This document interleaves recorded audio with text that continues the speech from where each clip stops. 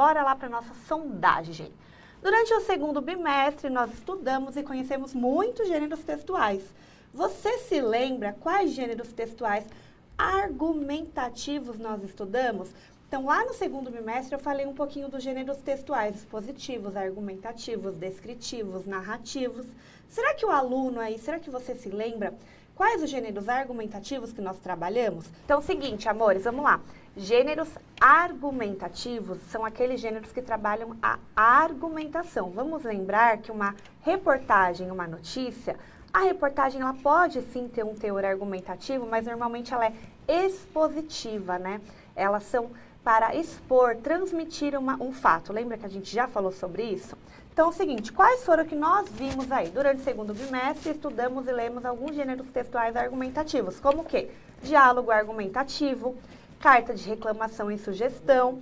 Comentamos também sobre debate, editorial e artigo de opinião. Não nos aprofundamos mais lá, carta de reclamação, sugestão e tivemos alguns diálogos argumentativos também, certo? Então, a gente vai tentar falar um pouquinho sobre a argumentação, dando uma introdução aí para o sexto ano de uma forma leve, né? Então, bora lá continuar. O que é um texto, então, argumentativo? Eu quero ver se o nosso aluno sabe. Onde encontramos esse tipo de texto? E para que servem? Conceituando aí na tela. Os textos argumentativos são aqueles que têm como objetivo o quê? Convencer, como vocês colocaram, ou persuadir. Então, quando eu tento persuadir alguém, eu tento convencer. Uma palavrinha nova aí pra gente. Apesar que eu acho que eu já falei disso na outra aula, né? Então, a gente tenta o quê? Convencer as pessoas sobre um determinado assunto. Algum aluno falou, né, que é um texto que a gente tenta passar para os outros, convencer. Isso aí. Mas principalmente o quê? Sobre o meu ponto de vista. Então, eu tenho um ponto de vista e eu tento, de alguma forma, convencer a outra pessoa que o que eu estou falando está certo, tá? Fazer o próximo acreditar e até concordar comigo, ok? Suas principais características são o quê? A defesa de uma ideia, hipótese, teoria ou opinião. Apresenta uma estrutura bem definida aí. Primeiramente, apresentamos uma tese, que é o ponto de vista, o meu ponto de vista, e depois os argumentos para defendê-la. Então, é assim, eu não posso ficar no, olha, vai chover amanhã. Ai, mas por que vai chover amanhã? Porque eu acho que vai chover. Aí, eu não consigo, de repente, convencer o outro dizendo apenas, eu acho que vai chover. Agora, se eu falo assim, olha, eu olhei na previsão, no site tal, tem tanta chance, a probabilidade é X de chuva, né? Em grande parte do estado, então, provavelmente vai chover amanhã. Aí eu consigo, de repente, convencer o outro. É igual a mãe quando fala pra você assim, filho, leva um casaco que vai esfriar. Às vezes a gente não acredita, não é verdade? Sim. Verdade. Aí agora, se a mãe tenta construir argumento pra convencer a pessoa, fala, tá bom, mãe, vou levar o casaco. E a mãe sempre convence, né? Ela tem os bons argumentos, ela sabe convencer e persuadir. Exatamente. E será que eles sabem persuadir e convencer? Que eles tentam. Eu até dei um exemplo aqui na situação do segundo bimestre, se eu não me engano, que era uma desculpa porque a pessoa não tinha feito a tarefa. E aí eles tinham que convencer a professora tentando colocar um argumento que aí convenceria por que não fez a tarefa, né? E aí vários argumentos surgiram, foi bem legal. Então, conceituando ainda, né, eu tentei resumir, o gênero argumentativo aí diz respeito a situações em que há defesa de pontos de vista, com o objetivo de convencer os leitores quanto ao posicionamento apresentado por meio de argumentos construídos de diferentes formas, como pela citação de fala de autoridades, dados, exemplo, comparação e outros. Nossa, quanta coisa, né, para o sexto ano? Sim, então assim, é um conceito, mas a gente vai aprendendo aos pouquinhos aí a construir esse argumento. Quando eu falo, por exemplo, argumento de autoridade, é quando eu embaso esse argumento numa citação de alguém importante, num especialista. Agora, quando eu falo, dados, é o que eu acabei de falar, tantos por cento no site tal, a probabilidade, entendeu? Ou até tem alguns, esqueci a palavra, mas tem alguns sites, algumas empresas especializadas em dados. Por exemplo, IBGE e outras mais, né? Exemplos é o que a gente mais usa. A gente tenta dar um exemplo para ver se a pessoa entende. E comparação também, ou para tentar comparar uma coisa com outro, alguém, para ver se eu consigo argumentar e convencer essa pessoa, certo? Então, ok até aí. Vamos lá para os levantamentos prévios, que hoje é o dia de levantamentos. Você sabe o que é cyberbullying? Já ouviu falar sobre isso? O bullying tem a ver com agressão física ou verbal. Alguma intimidação também pode ser o bullying. Se eu tento excluir o meu colega, eu também estou fazendo bullying. Então, tem várias formas. E tem alguns conceitos, alguns especialistas que falam bem até de quem ajuda no bullying, né? Então, por exemplo, os coleguinhas que riem, os coleguinhas que não fazem nada. Então, você também é coautor aí do bullying. E você, aluno, com certeza aí, se já não sofreu, praticou de alguma forma, às vezes não intencional, mas na escola a gente sabe que isso é bastante comum, né, Silene? Sim. Continuando aí. Agora, eu coloquei a sugestão de um vídeo, gente, para trabalhar com os alunos sobre esse tema bullying. Brincadeira, mas sem graça, sai! Ô, gente, Doroteia! Por que tá assim tão brava? Porque as crianças da escola, elas estão me chamando de... Doroteia, cara de geleia. Doroteia, cara de geleia. Vocês vão ver só quem é que tem cara de geleia. São um bando de bobalhão. Doroteia, cara de geleia. Doroteia, cara de geleia. Você viu só aquela de... Uhum. As crianças da escola colocaram apelido em mim. Oi. E a culpa disso foi sua, Ludovico! O que eu fiz? Ô, gente, foi o Ludovico que colocou esse apelido em você, foi? Não foi ele. Não é. Mas também não fez nada, né? Aliás, pelo contrário, ficou dando risada. Pior, Kelone, são as crianças da classe. Bom, Doroteia, assim, é que na hora eu achei que era só uma brincadeirinha, não é?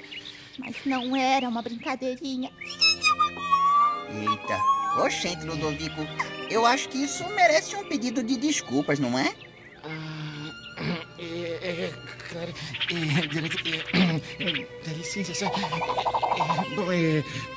Desculpa, Doroteia. Você me desculpa. Olha, amanhã mesmo, bem cedinho, eu vou logo conversar com todo mundo da minha classe, com o pessoal da escola e dizer que você não quer mais que ninguém te chame de Doroteia. Cara de... Cara de quê? Cara de quê? Cara de nada, cara daquilo que você não quer que a gente fale mais. Não é? A gente não tá falando mais. Mesmo, viu? Ótimo, tá certo, claro. Não, agora tá certo. Agora, depois você reclama de mim, né? Aí, não, eu não posso. Agora você fica... Não, Ludovico, você que fez errado. Você... Não, reclama de mim, reclama. Olha, eu não fiz nada. Ô, gente, minha gente, mas o que foi que aconteceu, hã? Obrigado por perguntar, Kelone. Dá licença que o Kelone quer conversar comigo. Dá licença. Kelone, sabe, lembra que eu fiquei de conversar com o pessoal da escola pra ninguém mais colocar apelido na minha querida irmã? Sim, me lembro. E funcionou? Mas assim, mais ou menos, porque agora eles escolheram uma outra pessoa pra botar apelido. Ludovico, cara de pinico. Ludovico, cara de pinico. Ludovico, cara de pinico. Cara de pinico são vocês, seus bobocas! Ludovico, cara de pinico. Ludovico, cara de pinico. Ludovico, cara de pinico. Ah, tá certo! Agora você acha graça, não é, dona Doroteia? É pra você ver o que é bom pra tosse. Doroteia, cara de geleia. Ludovico, cara de pinico. Tem vocês, seus bobocas e bobalhões! Cara de geleia, tem vocês! Bobocas! Bobalhões! Doroteia, cara de geleia. Ludovico, cara de pinico. Doroteia. Quer saber? Você quer saber? Você quer saber? A culpa disso é sua! Ô, gente, minha gente, também não precisam ficar de mal só por causa de um apelido, não é? seguinte, eu vou deixar o vídeo aí para quem ficou curioso, como é que acaba essa situação, né? Como é que eles resolvem aí essa questão do bullying? Será que eles realmente resolvem, né? Será que eles pedem ajuda? Continuando aí. Agora sim o nosso texto, senão não dá tempo, né, gente?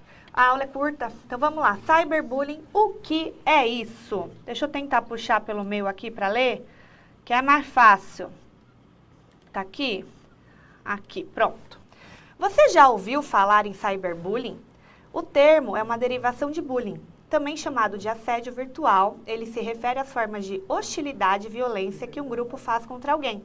A diferença é que o cyberbullying se dá pelo meio virtual, seja pelas redes sociais abertas ou em grupos privados de conversa ou fóruns de discussão. Assim como o bullying, que acontece de forma presencial entre jovens na escola ou entre outros ambientes sociais, o cyberbullying traz consequências gravíssimas para as vítimas, que muitas vezes não sabem identificar nem denunciar os assédios virtuais.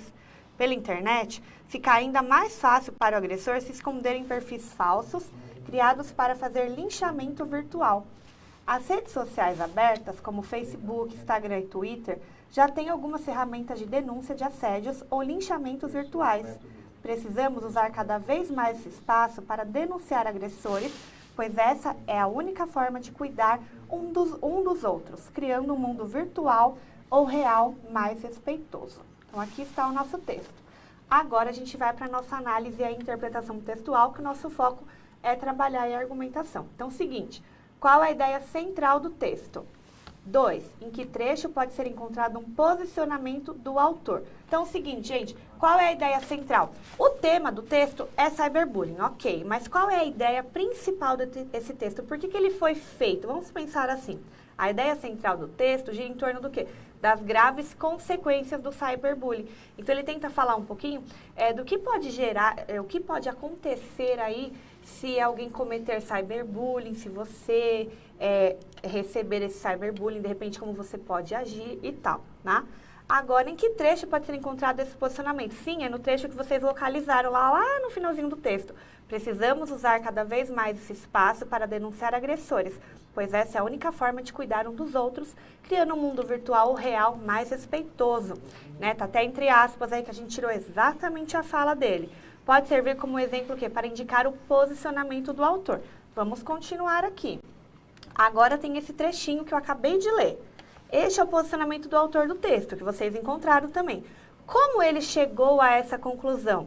Quais aspectos do texto ajudaram a compor o seu ponto de vista sobre o cyberbullying? Então, o cyberbullying traz consequências gravíssimas, como um aluno colocou aqui, para as vítimas que muitas vezes não sabem identificar nem denunciar os assédios virtuais. Então, foi pontuando essas consequências graves que ele chegou a essa opinião aí, que a gente precisa denunciar, que não pode ficar desse jeito, né? Ele colocou que muitas vezes as pessoas não sabem o quê? Nem identificar e nem denunciar um assédio. E é verdade, alguns não é aplicativos, né? Esqueci o nome, gente, mas o Facebook, o Instagram, são aplicativos. Eles chegam a ter uma ferramenta para denunciar, mas muitas vezes pegam uma foto nossa, divulgam de uma outra forma e a gente nem sabe o que fazer, como recorrer. Embora hoje tenha uma delegacia, tenha lá uma parte especializada nesse tipo de assédio, que eles conseguem localizar, né? A gente consegue, às vezes, identificar de onde partiu, mas o ruim é que a internet é assim, né? Viralizou, foi. Então, aí é mais complicado, certo? Então, continuando aí. 4. Agora, vamos ver se você concorda com essa opinião, tá? Então, você concorda com a opinião, o posicionamento do autor? O que mais teria para acrescentar? Aqui eu quero que vocês acrescentem agora os argumentos de vocês. Então, tem algum exemplo? Tem algum dado, tá? Tem alguma comparação? Que argumento você também usaria para concordar ou até discordar, de repente, do posicionamento desse autor aí, certo? Então, para ajudar você, eu coloquei aí, quando temos um ponto de vista, precisamos expô-lo de alguma forma. E quase sempre fazemos isso a fim de convencer o outro. Então, você tem que me convencer também. Ele tentou convencer, ele tentou falar das agressões, dos aplicativos, de que as pessoas às vezes desconhecem.